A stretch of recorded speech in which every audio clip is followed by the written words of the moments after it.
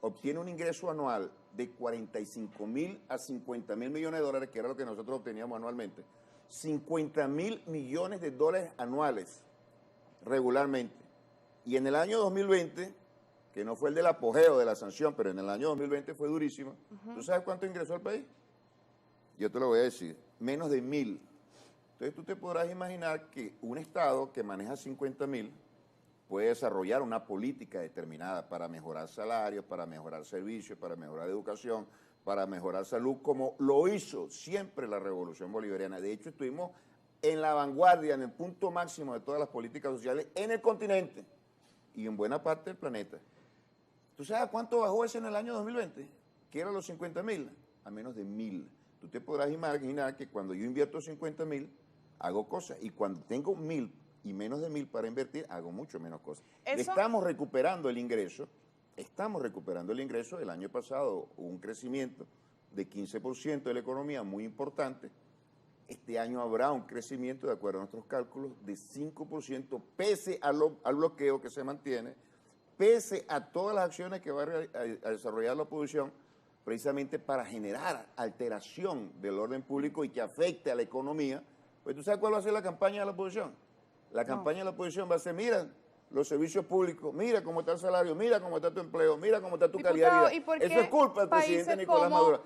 Pero ellos no van a decir, y es responsabilidad nuestra decirlo, una responsabilidad nuestra decirlo, ni siquiera un deber, una responsabilidad, que eso está ocasionado precisamente no por una crisis convencional de la economía, sino por acciones de una potencia extranjera. Entonces, nosotros estamos recuperando el ingreso. Tú me estás preguntando los salarios, yo te estoy respondiendo. Estamos recuperando los ingresos precisamente para seguir mejorando. No solamente el ingreso de los trabajadores, no solamente el ingreso de los trabajadores, sino el salario, que es la variable que nosotros recuperamos. La variable salarial la recuperó el chavismo en la historia de este Diputado, ya país. nos corresponde y la afectó el bloqueo. ¿En qué tiempo? Pregunta tú. Nosotros a final de este año estaremos en mejores condiciones. En el segundo y tercer trimestre estaremos en mejores condiciones, pese al bloqueo, ya el segundo mejores condiciones financieras, tercer y cuarto trimestre, segundo semestre.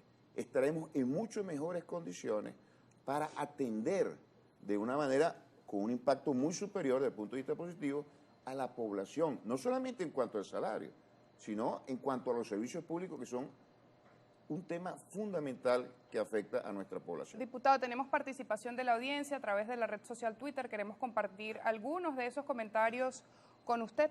Adelante.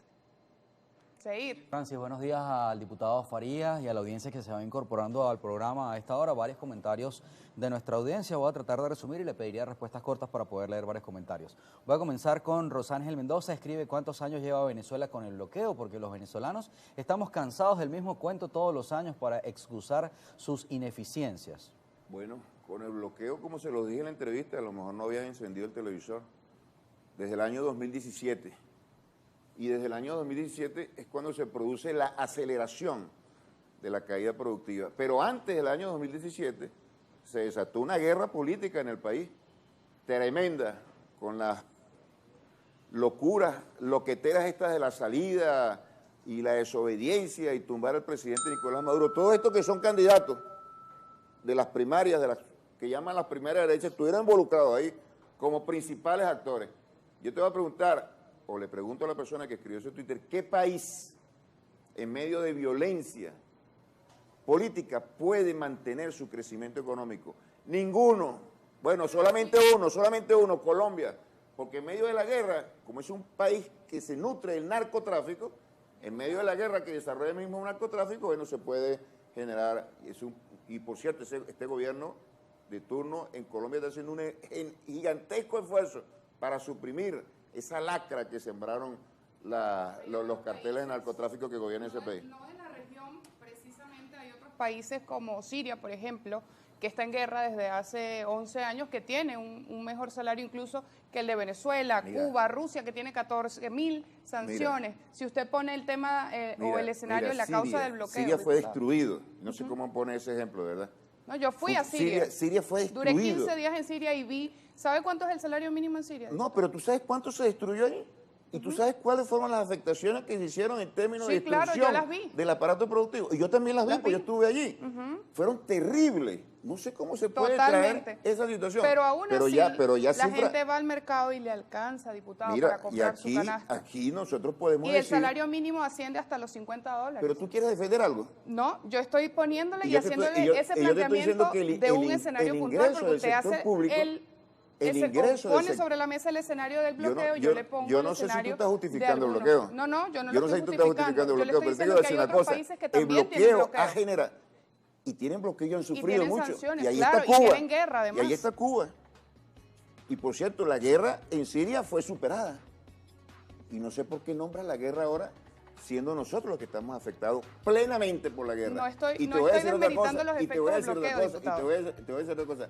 Las afectaciones que le ha causado el bloqueo a Cuba son terribles. ¿Por qué no mencionas? El salario mínimo, no, también mencioné que tengo Cuba, Corea del Norte, Rusia, Cuba, Siria. No entiendo el ingreso.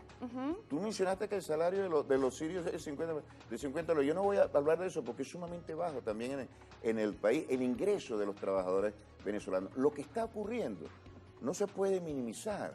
No se está minimizando, no se puede minimizar de una manera tan frívola.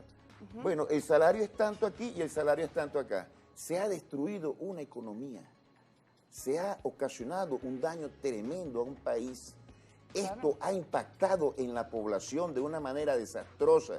Eso no lo puede ocultar nadie, ni siquiera por el hecho supuesto de que otros países están bloqueados y están en mejores condiciones. Eso no es una comparación, lo que tú tendrías que decir es que es una inmoralidad, es una inmoralidad, es una aberración desde el punto de vista moral atacar a una nación de esa naturaleza como se está haciendo contra Venezuela, contra cualquier país, por el único hecho de tener un cálculo político y una pretensión de derrocar a un gobierno que no les gusta a una potencia extranjera. E identificar que el principal problema, pues tú puedes tener bloqueo contra un país y tener una afectación. Y puedes tener problemas de otro país y puede impactar al otro país de otra manera. Y el hecho de que un país sea menos afectado por otro no justifica en absolutamente nada el hecho que eso esté ocurriendo. Y mucho menos puede subestimar o puede minimizar el colosal daño que se le está ocasionando a un país. De tal manera que eso a mí me ha dejado verdaderamente impactado tu comentario. Realmente me ha dejado es un cuadro impactado. Comparativo de varios países de la región y de otras regiones. Pero tú lo estás planteando como si justificara una cuestión o como si se minimizara el impacto. Yo soy periodista y estoy colocando sobre la mesa varios escenarios. Y yo soy entrevistado y estoy diciendo... Y usted va respondiendo de la manera que usted quiera. No, tú no hiciste una pregunta, tú hiciste una afirmación. Y sobre esa una afirmación... con base en algo que yo vi, que nadie me lo dijo. Y sobre esa afirmación yo estoy tomando una posición, y una posición que me parece absolutamente justa. Ningún bloqueo, independientemente de los impactos que genere en cualquiera de los países, usted está calificando mi pregunta y yo no estoy calificando su respuesta. Tú no hiciste una pregunta, tú hiciste una afirmación. Bueno, y es sobre una la base afirmación de esa legítima, afirmación, además, con conocimiento. Pero no digas que es una pregunta, porque es una afirmación, y sobre la base de esa afirmación que yo te estoy diciendo, porque tú me estás entrevistando. En hechos, diputado, y no estoy calificando su respuesta, usted está calificando la mía. Tú no estás haciendo una pregunta. Ya le dije que no hice una pregunta, le hice una afirmación con base en un hecho que vi, un hecho real. Nos corresponde hacer la pausa, diputado. Lo puedes hacer plenamente, pero así como lo haces, tienes que recibir una respuesta en el caso de que esta sea pertinente. Ajá, y es absolutamente y ya lo dejé responder. Pertinente. Y es absolutamente pertinente, pero no te puedes quejar por eso. No. No hay ningún caso de bloqueo, de afectación, de ataque, de agresión a un país que nosotros podamos subestimar, que nosotros podamos minimizar, de ninguna y que manera. nosotros podamos comparar, decir, no, bueno, pero tú estás hablando de un bloqueo y el salario aquí, pero en Siria, que fue una guerra, el salario de otra y también naturaleza. Tiene sanciones. Tiene que ser condenado cualquier tipo de agresión. Claro, y lo condenamos desde Globovisión, personalmente. Pero lo que tú acabas de decir no sonó así. No, discúlpame que te lo diga, que no sonó así. Bueno, lo interpretó usted de una manera que es el público, su opinión. Nos corresponde hacer la pausa de la hora. Gracias, diputado Jesús Faría, por habernos acompañado.